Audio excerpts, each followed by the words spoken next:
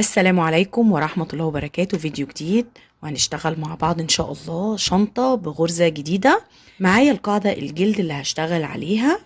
انا اشتغلت سطرين، السطر الاول اللي هو على الفتحات بتاعة القاعدة وسطر حشو فوقيها. طريقة الشغل على القاعدة الجلد ليها فيديو بالتفصيل على القناة، هحط لكم اللينك في صندوق الوصف وكمان هتلاقوه في اول تعليق على الفيديو. انا اشتغلت على القاعدة وأول سطر بإبرة مقاس 4، هكمل شغل بإبرة مقاس 5. هشتغل بخيط السلسلة اهو، ده مكرمية سلسلة. بصوا دي الفتلة بتاعته. تمام، أنا بشتغله زي ما قلت لكم بإبرة 5. معايا كمان الإيدين دي، هنشوف بعد ما نطلع بجسم الشنطة الإيد اللي هتكون مناسبة أكتر. دي إيد خشب ودي إيد معدن. لو مش متوفرة عندك اي ايد من دول ممكن تشتغلي ايد من نفس الخيط اللي انت هتشتغلي بيه الشنطة. هنبدأ مع بعض شغل بالغرزة بتاعتنا. زي ما قلت لكم انا اشتغلت السطر الاول اللي هو على الفتحات بتاعة القاعدة الجلد، واشتغلت السطر التاني بغرزة الحشو. السطر التاني طبعا من غير تزايد خالص. السطر الاول اشتغلت فيه 4 غرز تزايد في كل جنب، هنا غرزتين وهنا غرزة جنب المسمار الاول وهنا غرزة في الجنب التاني، نفس الطريقة، غرزتين وغرزة وغرزة. تمام، كل الغرز على القاعدة شغالة فيها غرزتين في نفس المكان، يعني كل الغرز فيها تزايد ما عدا ال4 غرز دول اشتغلت في كل غرزة 3 في نفس المكان. انا قفلت السطر التاني، هاخد سلسلة ارتفاع بداية السطر التالت، هاجي في نفس المكان وهشتغل غرزة حشو. بعد كده هلف الخيط في نفس المكان اللي اشتغلت فيه الحشو، هدخل وهسحب الخيط بتاعي مرة كده وهريحه، اشده بالشكل ده عشان الحلقة اللي سحبتها تكون في مستوى الحلقات اللي على الابرة. هلف مرة كمان وهنزل في نفس المكان، هنزل وهسحب الخيط للمرة التانية. يبقى كده في اول غرزة جنب الارتفاع اشتغلت غرزة حشو، وفي نفس المكان لفيت الخيط وسحبته مرة ولفيته وسحبت المرة التانية كأني هشتغل غرزة بف. انا كده معايا حلقة 2 3 4 5 حلقات على الابرة. هطلع من ال5 حلقات مرة واحدة ومش هقفل عليهم بسلاسل ولا اي حاجة، شايفين؟ هسيبهم كده. هعدي غرزة فاضية وهاجي على التانية وهشتغل حشو.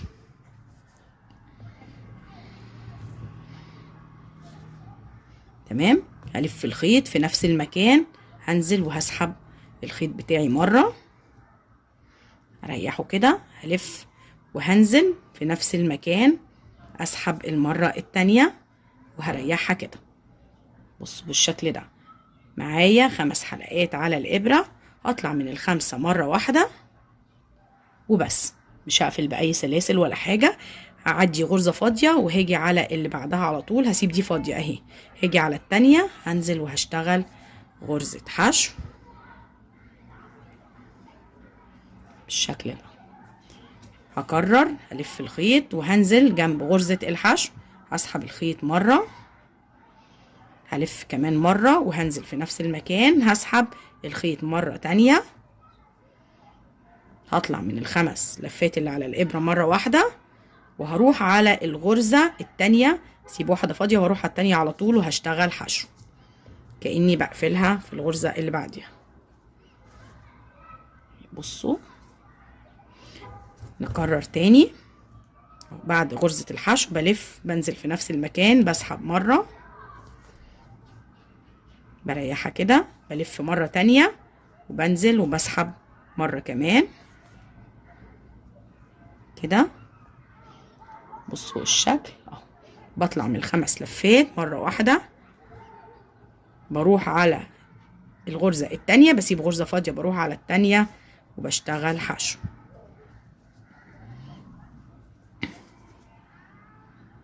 تمام، ده السطر الاول. انا هكمله كله بنفس الطريقة وهنرجع نقفله مع بعض ونبدأ السطر التاني سوا. وصلت لنهاية السطر الاول، ده شكل الغرزة. طبعا مع تكرار عدد السطور الشكل بيوضح اكتر. بصوا دي اخر غرزة اشتغلتها، غرزة حشو جنبها غرزة البف بلفتين. في غرزة فاضية جنبها، دي الغرزة اللي انا بسيبها فاضية. بعد كده بيقابلني اول غرزة في السطر غرزة حشو جنبها غرزة الباف، باجي في غرزة الحشو تحت حرف الفي وبقفل السطر بمنزلقة. هنبدأ السطر التاني سلسلة ارتفاع في نفس المكان اللي هو غرزة الحشو، هشتغل غرزة حشو كمان وهكرر وهشتغل غرزة باف، الف الخيط هنزل في نفس المكان وهسحب مرة، هرجع الفه وهنزل في نفس المكان اللي هي غرزة الحشو الاولى وهسحب مرة كمان. معايا 5 لفات على الابرة، هطلع من ال5 مرة واحدة بس، مش هقفل بسلاسل ولا اي حاجة. هعدي غرزة البف اللي انا شغلاها تحت وهاجي على غرزة الحشو اللي بعدها، يعني برضو هشتغل غرزة وغرزة، لكن شغلي كله هيكون فوق غرزة الحشو، مش هشتغل فوق غرزة البف دي او اللفتين دي حاجة خالص. انا كل شغلي بيكون فوق غرزة الحشو، وهمشي بالترتيب غرزة وغرزة، فهيجي الشغل بتاعي فوق غرزة الحشو. خلاص اهي فوق غرزة الحشو هاجي وهشتغل غرزة حشو كمان، هلف مرة في نفس المكان هنزل وهسحب كده، لف مرة كمان هسحب المرة التانية، هطلع من اللفات اللي على الابرة مرة واحدة بس. قبل ما ابعد بتعلمي الغرزة الاولى لو انتي مبتدئة عشان تكوني عارفة بداية السطر فين وعارفة هتقفليه فين. اهي اعلم اول غرزة حشو في السطر عشان وانا بلف وبقفل اكون عارفة المكان.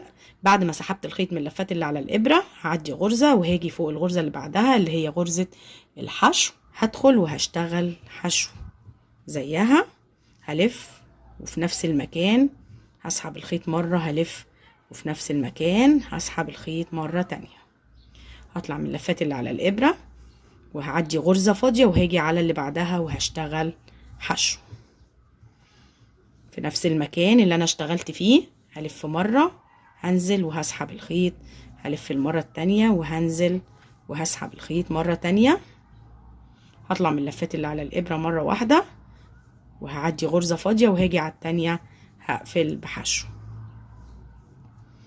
ده السطر التاني. تمام، انا هكمل السطر التاني بنفس الطريقة، اشتغل في غرزة وهسيب غرزة فاضية، هوصل لنهاية السطر وهقفله في اول غرزة حشو في السطر وهاخد ارتفاع سلسلة وهبدأ سطر جديد بنفس الطريقة اللي بدأنا بيها دلوقتي. انا هكمل لحد ما اوصل بطول الشنطة للمقاس اللي انا عايزاه، وهنرجع نشوف الخطوة اللي جاية مع بعض. وصلت بارتفاع الشنطة ل 23 سنتي، ده شكل الغرزة اهو. الشلات اللي انا اشتغلت بيها طلعت 3 درجات غير بعض، اللي تحت ده افتح حاجة ممكن يكون مش ظاهر قوي، واللي بعديه اغمق حاجة بسيطة، والجزء اللي فوق ده اغمق حاجة. بصوا ده شكل الغرزة من قريب، قاعدة اهي. شكل الشنطة من جوه نضيف جدا. بصوا وصلة الخيوط قليلة، انا استعملت 4 شلات بالظبط. اهي الوصلات دي هننضفها بالولاعة، مش هتكون ظاهرة خالص. اخر غرزة هنقفلها مع بعض اهي، ده مكان القفلة. بصوا ماشي مع السطور بميلة اهو. دي اخر غرزة اشتغلتها، هاجي في اول غرزة حشو وهقفل السطر بتاعي بمنزلقة، وبعد كده هشتغل سطر منزلقة على الحرف بتاع الشنطة. بعد ما قفلت السطر معايا حلقة على الابرة، هاجي في الغرزة اللي بعد اللي انا قفلت فيها هدخل هسحب الخيط وهطلع من الحلقة اللي على الابرة منزلقة. تمام، هتعلمي اول غرزة في المنزلقة علشان بعد كده واحنا بنقفل السطر بتاعنا. دي اول غرزة منزلقة في السطر عشان نكون عارفين بنقفل السطر بتاعنا فين. هدخل في الغرزة اللي بعدها وهشتغل منزلقة، وكل غرزة هتقابلني كل حرف فيها هيقابلني هشتغل فوقيه غرزة منزلقة دوران الشنطة كلها. وصلت لنهاية سطر المنزلقة، حرف الشنطة بقى مدعم، الشنطة اصلا ماسكة نفسها. بصوا لو انتوا اخدتوا بالكم من الضغطة بتاعتي، شايفين الشنطة متماسكة ازاي؟ متماسكة جدا. تمام، من اول القاعده لحد اخر سطر الشنطه ماسكه نفسها. سطر المنزلقه اللي انا اشتغلته على اخر سطر في الغرزه بتاعتي خلى الشنطه متماسكه اكتر والحرف ماسك نفسه جدا. دي اخر غرزه، بصوا الشكل، دي اخر غرزه ودي اول غرزه. في غرزه في النص هنا انا بسيبها لان انا وانا بقفل هكون الغرزه دي. بنقفل على مسافه حوالي 15 او 20 سنتي كده علشان نعرف نلضم الجزء ده في الابره وننضف الجزء اللي هيطلع معانا من الخيط. معايا ابره التنظيف اهي، كبيره او صغيره، شوفي ايه اللي هيمشي في الخيط بتاعك. خلاص دي اخر غرزه.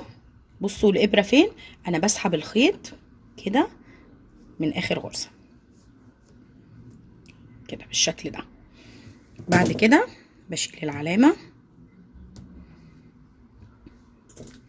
بلضم الخيط بتاعي في ابره التنظيف. ممكن لو ما مش متوفر معاكي ابره تنظيف ممكن تعمليها بابره الشغل، بس حاولي تسحبي الخيط بابره ارفع شويه عشان يمشي معاكي بين الغرز.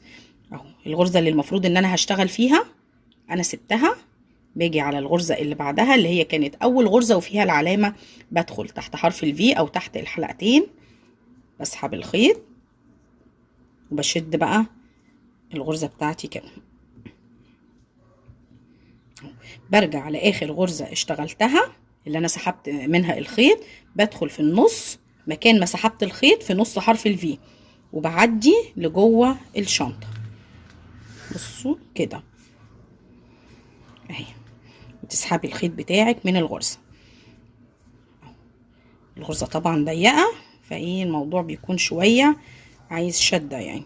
خلاص بصوا اخر حرف في في السطر بيتكون معايا بالشكل ده كده. السطر اتقفل بطريقه سليمه. بصوا عشان انا كمان كنت بقفل كل سطر شغالاه، مفيش اي حاجه بارزه في اخر سطر، كله متساوي مع بعض. باجي ورا بقى في الشنطه من جوه وبنضف الخيط بتاعي. بعد ما سحبت من تحت حرف الفي باجي في الحلقه الثالثه لغرزه الحشو، بدخل فيها كده. واي حلقه بتقابلني بقى او اي غرزه بتقابلني واقدر ان انا ادخل تحت الخيط بتاعها بدخل علشان انضف الخيط. بتمشي بقى تحت كذا غرزه وبعد كده بتلسعي الطرف بالولاعه وبتضغطي عليه كده علشان ايه ما يسحبش منك. خلاص تمام. بصوا الخطوه اللي جايه بقى هي تركيب الايد الخشب. انا هركبها من نفس الخيط، هجيب ابره التنظيف برضو، انا هركبها بابره التنظيف الجزء اللي انا فصلته.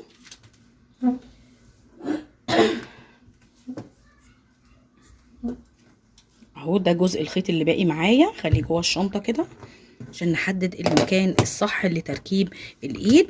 احنا بنقفل الشنطه على بعضها كده، بنضمها كده، بنيجي هنا بنحط هنا علامه وهنا علامه، ده كمان علشان تركيب البطانه والسوسته، عشان تركيب البطانه والسوسته يكون مظبوط معانا. يعني احنا هنحط علامه هنا في المكان ده اهو، ماركر هنا كده نحاول نظبطه في النص بالظبط، وهنحط ماركر في الجنب التاني هنا.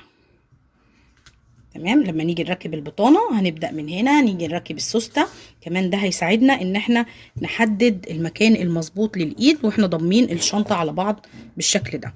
يعني لما نحط كده ممكن تعدي عدد الغرز في الجنبين، ممكن تقيسيها بالمزوره، ممكن بالنظر كده تطلع مظبوطه معاكي كده.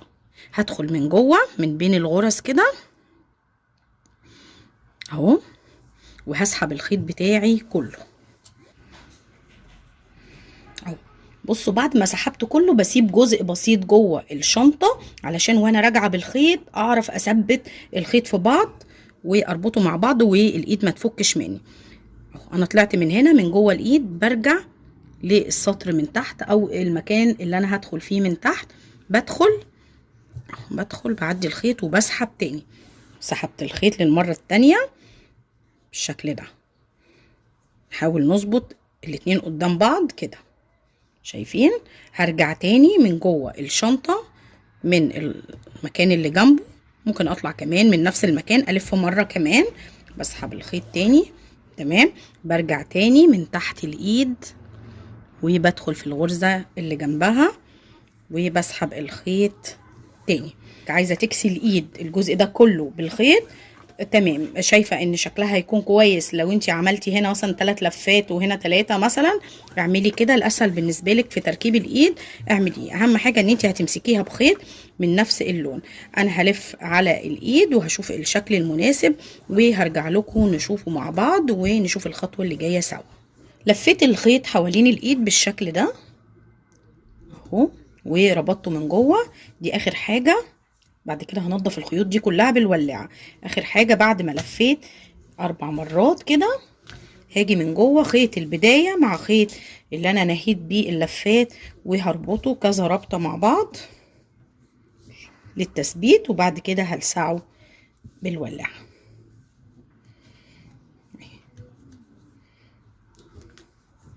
تمام اهو الشكل كده. الجنب التاني اهو، ده منظر الايد بعد ما اتركبت. تمام. الايد مع القاعدة، انا لقيت الايد دي مناسبة مع القاعدة اكتر من الايد المعدن. ايد المعدن برضو كانت هتكون جميلة، لكن الخشب نفس لون القاعدة بالظبط كده، في تناسق اكتر. الخطوة اللي جاية هي خطوة تركيب البطانة.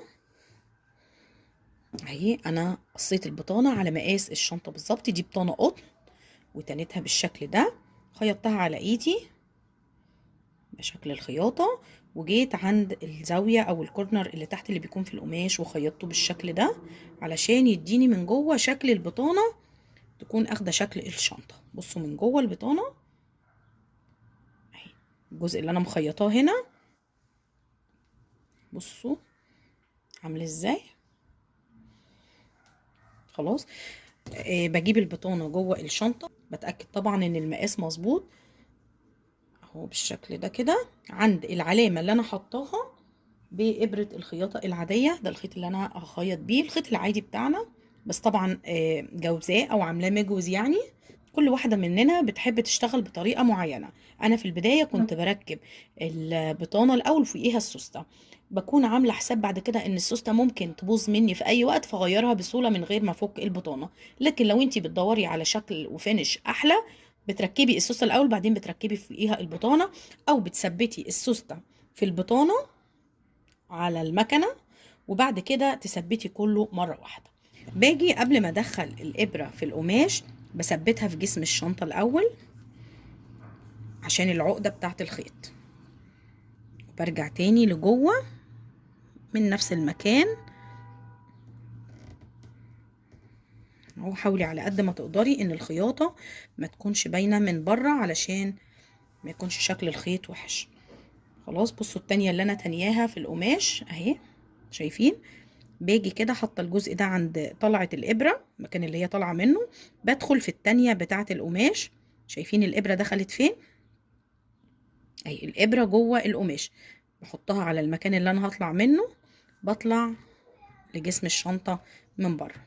الطريقة دي ما بتخليش الخياطة تكون باينة في القماش خالص، مفيش خياطة بتكون ظاهرة، كل الخيط بيكون جوه القماش نفسه. بصوا الخيط مش باين خالص اهو. باجي تاني بدخل من نفس المكان اهو، بعدي لجوه الشنطة بس بعيد عن القماش، بعدي كده اهو. بصوا انا مش طالعة في القماش، انا طالعة وراه بالظبط او جنبه يعني. باجي على التانية بتاعت القماش بدخل فيها جوه القماش وجوه التانية، بعدي بطلع اهي، اطلعي كده وفي نفس المكان او قصاد نفس المكان اللي انت طلعتي منه عدي بالابرة لجوه لخارج الشنطة. بصوا الجزء ده ثابت اهو، شايفين؟ بصوا مفيش خياطة خالص. نرجع من نفس المكان من بره بعيد عن البطانة، البطانة على جنب اهي، بدخل لجوه تاني. تمام. التانية بتاعت ممكن طبعا تدوسي على التانية دي بالمكوى علشان تكوني عارفة انتي بتطلعي فين بالظبط. شايفين التانية؟ باجي هنا في التانية نفسها بدخل جوه القماش نفسه. بصوا المكان اللي انا داخلة فيه مش من هنا، ولا من هنا، انا داخله جوه القماش. باخد المسافه بتاعت الغرزه بتاعتي اهي، بطلع شايفين كده، بطلع بالخيط بتاعي وقصاد نفس المكان بعديه الجنب التاني من الشنطه. بصوا انا خيطت الجزء ده مفيش ولا غرزه ظاهره، شايفين كده. البطانه شكلها متركب بطريقه كويسه جدا. تمام، انا هكمل البطانه دوران الشنطه كلها خياطه بنفس الطريقه، وهنرجع نشوف الشكل النهائي للشنطه. كملت تثبيت البطانه في الشنطه، ده شكلها. بصوا من جوه مظبوطه ازاي، شايفين. بصوا الجنب ده بالظبط على مقاس الشنطه، شكلها حلو جدا. ده شكل التثبيت بتاعها. بصوا مفيش ولا غرزه ظاهره، ولا غرزه من اول تثبيت البطانه لحد اخر غرزه، مفيش غرز خياطه ظاهره خالص. انا كملت تثبيت بنفس الطريقه اللي انتوا شفتوها. بصوا من الجنب التاني اهو، شايفين، ومن الجناب مفيش حاجه اهو. كمان من بره اهو، لو احنا بصينا من بره، مع ان انا مخيطه بخيط مش نفس اللون الخيط اللي انا شغاله بيه، انا مثبته البطانه بخيط ابيض، لكن من بره مفيش اي حاجه ظاهره خالص. تمام، خلاص كده الشنطه خلصت معايا. طبعا زي ما قلت لك، لو انت عايزه تركبي سوسته وتقفليها على بعض بالشكل ده هتبقى كده مفيش اي مشكله خالص. هي هيكون شكلها كويس برضو. تمام، هنقول كل التفاصيل الخاصه بالشنطه. اول حاجه انا استعملت قاعده جلد، مقاس القاعده بتاعتي كان يعني تقريبا 30 سنتي، ده الطول. العرض بتاع القاعده كان 12 سنتي بالظبط. اشتغلت الشنطه اخدت مني 800 جرام خيط سلسله. ده شكل الخيط اهو، الخيط ده معايا شله اهي. بصوا ده خيط السلسله اللي شفتوه في اول الفيديو. تمام، يبقى الشنطه اخدت 800 جرام بالظبط. استعملت الايدين الخشب، الايدين دي خشب. تمام، يعني هي اخدت 800 جرام من غير قاعده ولا ايد. ده الصافي بتاع الخيط. ارتفاع الشنطه وصلتها ل 23 سنتي، واشتغلت 18 سطر، وقفلت السطور بتاعتي بمنزلقه. تمام، اهي شكل الغرزه. اتمنى ان شاء الله ان هي تكون عجبتكم. هستنى رايكم في التعليقات، ولو عجبكم الفيديو دوسوا لايك، واللي لسه بيشوفني لاول مره وما عملش اشتراك يدوس على كلمه اشتراك او سبسكرايب الموجوده تحت الفيديو، وكمان يفعل الجرس علشان يوصلوا كل جديد من الفيديوهات اللي بتنزل على القناه. والسلام عليكم ورحمه الله وبركاته.